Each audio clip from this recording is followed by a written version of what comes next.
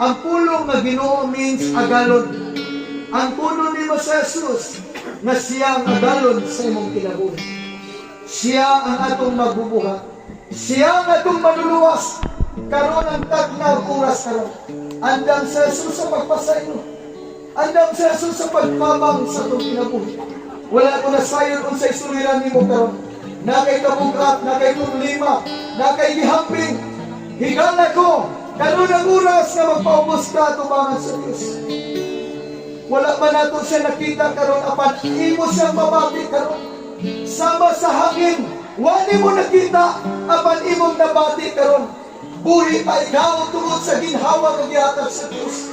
Sa samang pagi na ang Diyos na kanato karon sa atong taliwala. Naminaw siya nimo. Dayag niya ang imong kasing-kasikan.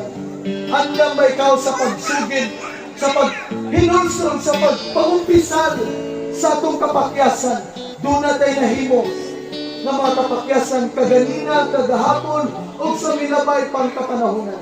Higala ko, hindi kagabiyon, buong kong challenge na nimo, karon ang oras sa atong pag-surrender.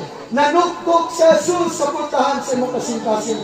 Kumuot ka na mo-surrender karon. Iisa na ito at tumakamot as a sign of surrender. Ayaw ka ulaw, higala ko. Itaas ang imong mga kamot. Isip ingon nga surrender tiya sa Dios. Idukoy mo ulo. Itaas ang imong mga kamot. Ingon nga nini orasa nagpasabot kini nga mipaubos ka tubangan sa Dios.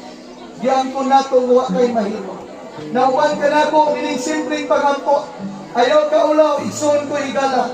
Maunin sa gadong oras karon sa panawagan sa Dios alang kanimo. Uban ka na ko nining nga pagampo diya sa imong pagtuo. Langit nun nga mahan. Akong balikon langit nun nga mahan. Dios ka magagahog sa kanan. Salamat sa Ebanghelyo sa kaluwasan. Akong giangko ng Diyos nga ako nagkasala batong kanimo. Nagkasala ko sa akong binuhatan. Nagkasala ko sa akong pagpamulong. Nagkasala ko sa akong huna-huna. Mituo ko amahan nga pinagi sa kamatayon ni Kristo Jesus dito sa krus sa Kalbaryo. O ang iyang binilhon nga dugo giula dito sa Kalbaryo sa krus.